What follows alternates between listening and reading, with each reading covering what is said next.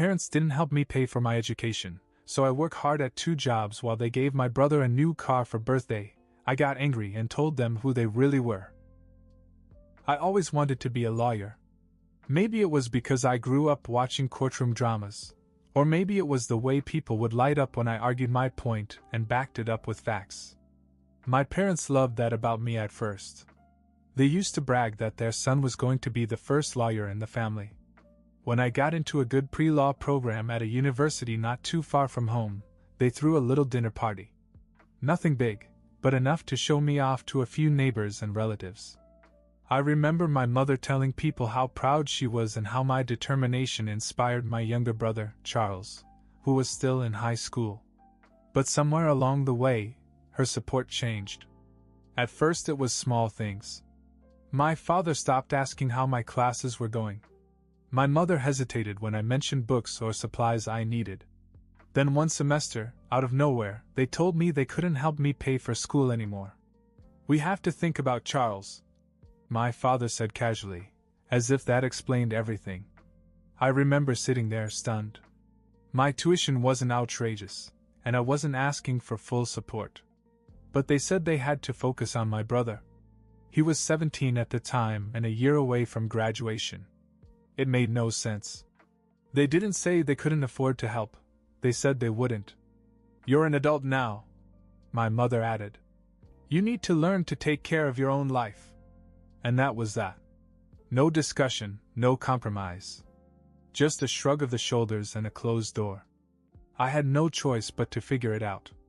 I got a construction job during the day and started working part-time at McDonald's at night. It was exhausting, but I wasn't going to give up. I'd made it this far, and I wasn't going to let their sudden indifference derail my plans. Still, it stung. Every time I dragged myself home after a double shift, covered in sweat and grease, I wondered what had changed. Why was everything suddenly about Charles? I hadn't told anyone, not my friends, not my professors, not even my uncle, who was close to me. I kept my head down and carried on, thinking that maybe, just maybe, they'd see how hard I was trying and offer some kind of help. But instead, they surprised me in ways I wasn't prepared for. About a year after they cut me off, Charles turned 18.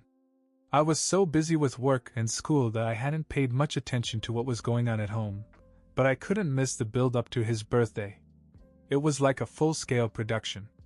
They hired a caterer, put up decorations all over the house, and invited what seemed like half the neighborhood. I didn't even get a heads up. I found out when I got home from work the night before and saw them unloading boxes of supplies. The day of the party, I was already upset. I barely slept after working a late shift at McDonald's, and I had a ton of reading to do for one of my classes. But when I saw what was waiting in the driveway, my irritation turned into something darker. Parked there, with a giant red ribbon on top, was a brand new car. And not just any car, a sleek, shiny SUV that probably cost more than my entire tuition. "Surprise!" I heard my mom yell as I walked past the living room, where Charles was sitting with a goofy grin, surrounded by friends and family. I couldn't believe it. They wouldn't even help me out with a few $100s for books, but they could drop tens of thousands of dollars on a car for Charles?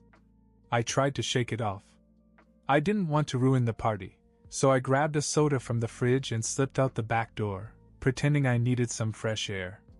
But the whole time, I couldn't stop thinking about how unfair it was. Later that evening, I came back inside to get my keys and go for a drive, just to clear my head. As I walked through the house, I heard my parents talking about how proud they were of Charles. How he deserved this car because he was such a good boy and had such a bright future ahead of him. I gritted my teeth and kept walking. I came home late that night, long after the party was over. The car was still in the driveway, gleaming under the porch light like a monument to favoritism. I went straight to my room, closed the door, and stared at the ceiling for what seemed like hours. Something inside me was starting to crack, and I didn't know how much longer I could hold it together. The day after the party, the house was still a mess, with balloons deflated on the floor and leftover food containers stacked on the counter. My parents were in the kitchen talking as if they were still on a high from the night before. Charles was outside polishing his new car, making sure it looked as perfect as the day he got it. I tried to keep my head down and not think about it. I had a construction shift to get to and some reading to do later, so I made myself some breakfast and tried to focus on the day ahead. But as I sat there, I couldn't help but overhear my parents' conversation. "He's so lucky," my mother said with a smile. "This car is going to make his life so much easier." My dad nodded. "He's a good kid. He deserves it.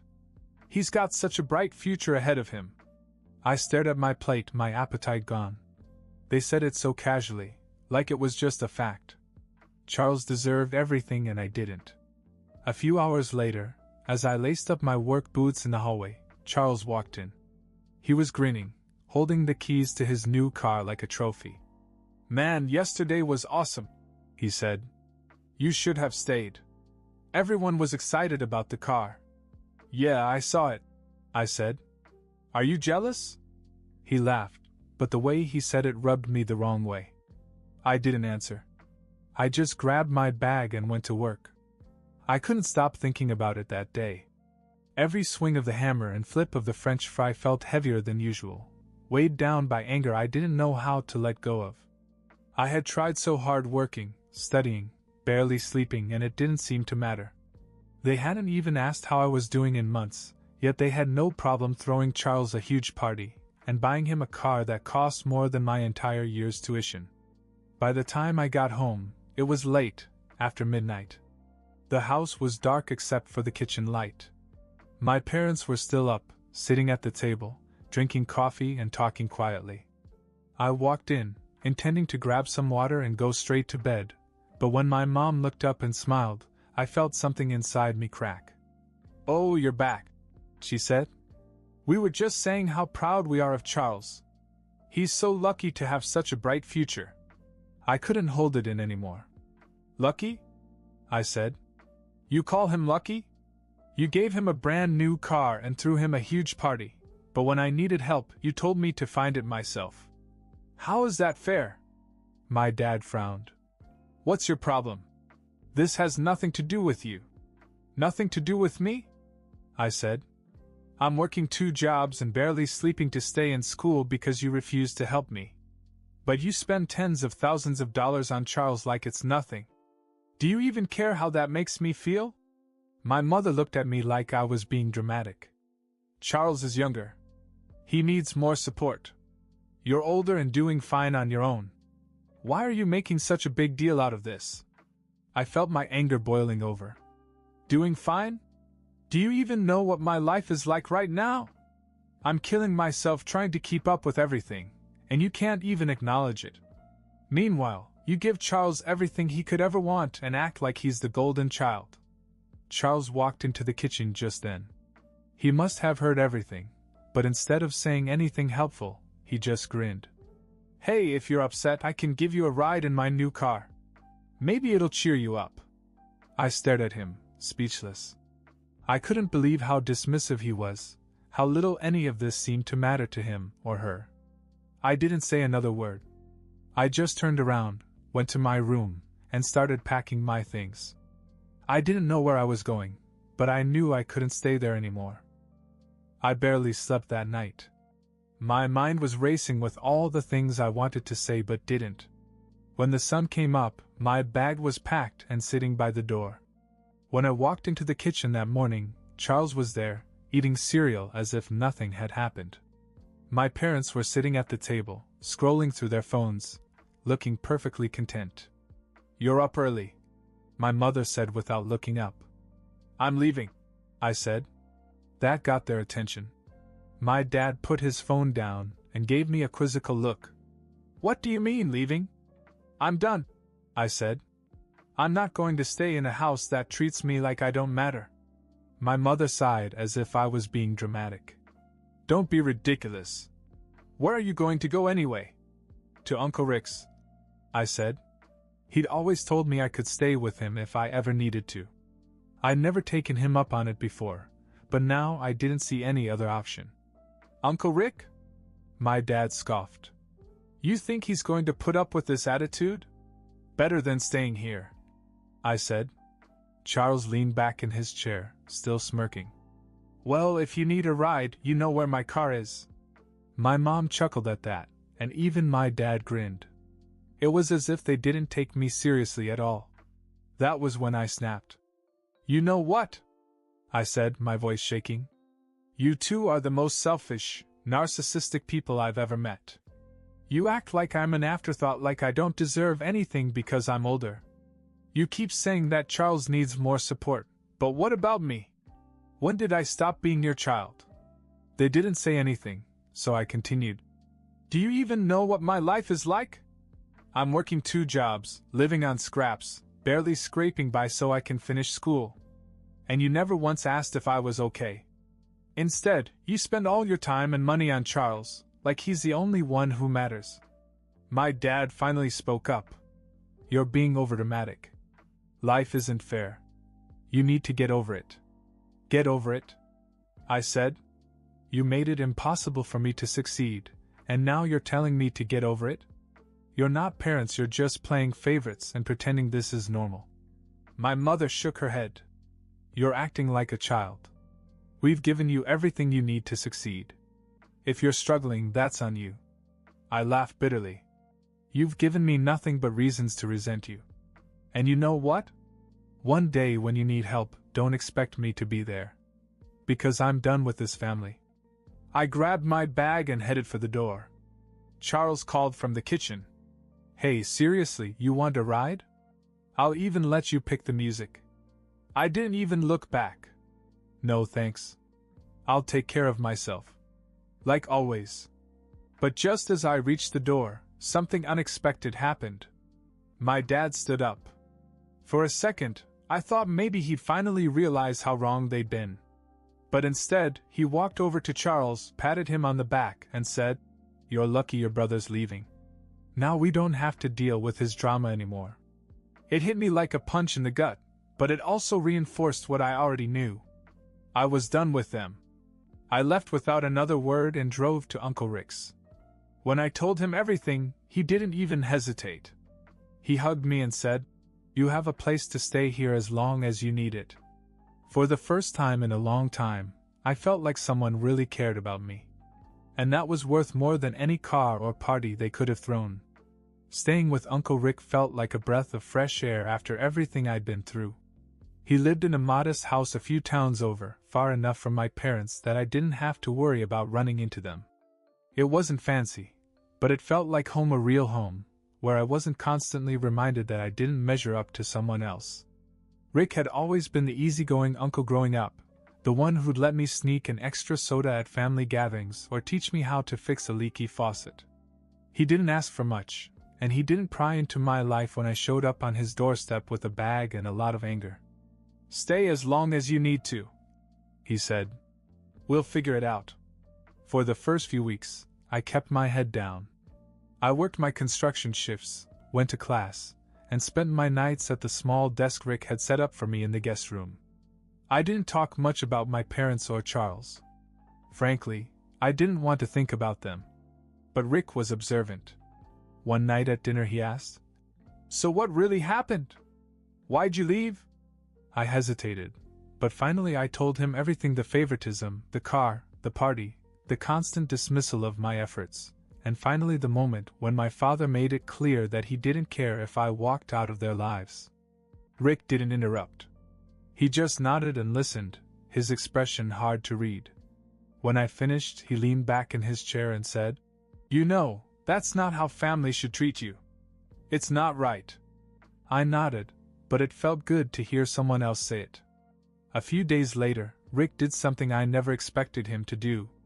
He pulled out a checkbook and handed me a check for a few $1,000s. What's this? I asked, staring at it in shock. It's for school, he said. I know you're busting your ass to get there, but you shouldn't have to kill yourself over it. Take this, quit one of your jobs, and focus on what matters. I didn't know what to say. I'd felt like I had to do everything on my own for so long that accepting help felt strange. But Rick didn't make a big deal out of it. He just shrugged and said, If you really want to pay me back someday, you can. But for now, just take it. So I did. I quit McDonald's the next week, and for the first time in a year, I felt like I could breathe. I still worked construction during the day, but my evenings were free to focus on school and occasionally just relax. Uncle Rick became my biggest supporter. He'd ask about my classes, help me practice for mock trials, and even sit through lengthy explanations of case law. He didn't have kids or a wife, so I think having someone around gave him a sense of purpose. And honestly, it gave me a sense of belonging that I hadn't felt in a long time. It wasn't perfect. I still felt the sting of what my parents had done, and there were times when I wondered if they ever thought about me. But life at Rick's house was stable, and for the first time I felt like I was actually building something for myself. Then one day something surprising happened. My mom called. When my phone rang and I saw my mom's name on the screen, I froze. It had been months since I'd spoken to her. Part of me wanted to ignore it, but another part, the part that still craved some kind of acknowledgement, couldn't resist. I replied with a hesitant, "Hello?" "Hi," she said, her voice softer than I had expected. "How are you?" I wasn't sure how to answer. The last time we'd spoken, she'd practically laughed me out of the house. Now here she was, acting like everything was fine. "I'm fine," I said carefully. "How about you?" "We're fine," she said quickly. Then, after a pause, "We were just wondering how things were going with school and life." It felt strange, like she was testing the waters to see if I was still angry. "School's fine," I said. "Work is busy, but manageable." "Oh, good," she said. "Your dad and I were talking the other day, and we realized that we hadn't really checked in on you. We figured you were busy, but—" She trailed off, and I could tell there was more she wasn't saying. "Why now?" I asked, not accusing, but genuinely curious. There was a pause before she answered. "Well, Charles mentioned that you'd left, and we didn't think you'd actually stay away that long. We were worried." I almost laughed. Worried? They hadn't seemed worried when I walked out the door. But something in their tone stopped me. Maybe it wasn't a full apology, but it was the closest I'd gotten from them in years. We talked for a few more minutes, mostly about superficial things, my classes, how Charles was doing, how my dad's work was going. It wasn't much, but it felt like a beginning. After we hung up, I sat there for a long time, thinking. Part of me wanted to let it go, to let her back in and pretend the past year hadn't happened. But another part of me was still angry, still hurt. When I told Rick about the phone call, he nodded thoughtfully. "People don't change overnight," he said. "But it sounds like they're trying. Whether you give them another chance is up to you." I wasn't ready to make that decision. Over the next few weeks, my parents called more often. My dad even reached out once, which was rare. The conversations were awkward at first, but they became more natural. They'd ask about my classes, and I'd ask how things were at home. It wasn't perfect, but it was something. Still, I didn't go back. I stayed with Rick, who seemed perfectly happy to have me around. He even joked one night, "You're better company than the dog I was thinking about getting." I laughed, but deep down I knew I'd be forever grateful to him. Rick hadn't just given me a place to stay, he'd given me a chance to catch my breath, to rebuild my life on my own terms. Then, out of the blue, my dad invited me over for dinner. "Just to catch up," he said. I wasn't sure what to expect, but I said yes. After all, maybe it was time to see if things had really changed. Dinner at my parents' house was awkward but polite. They asked about school and work, and I answered, keeping things polite but distant. Toward the end, my father cleared his throat and said, "We've been thinking about what you said. You were right, we haven't been fair to you." My mother added, "We want to make it up to you. If you need anything, money, a place to stay, we are here for you." It felt sincere, and I appreciated it, but I had already made my decision. "Thanks," I said, "but I'm fine. Uncle Rick has been incredible. I'm happy there, and I've built a life that works for me." They looked disappointed, but didn't argue. My mother said quietly, "We understand. I stayed with Uncle Rick, and life with him was simple but meaningful. We went fishing on the weekends, something I never thought I'd enjoy, but it became our thing. He taught me how to cast a line and cook a perfect fish, and we talked for hours on the water. Rick wasn't just my uncle, he became the father figure I didn't know I needed. With his support, I graduated on time and went to law school. I was still working part-time, but his help gave me the breathing room I needed to focus on my studies. My parents and Charles began to check in more often, and while I appreciated the effort, I kept a certain distance. My home, my real family, was with Rick. When I graduated from law school, Rick was the first person I called. I made it, I told him. He laughed. Of course you did. I never doubted you for a second. I never moved back home, but I didn't hold a grudge. My parents and I found a balance, but my life with Rick was where I truly belong. Family, I realized, wasn't about who raised you, it was about who stood by you when it mattered most.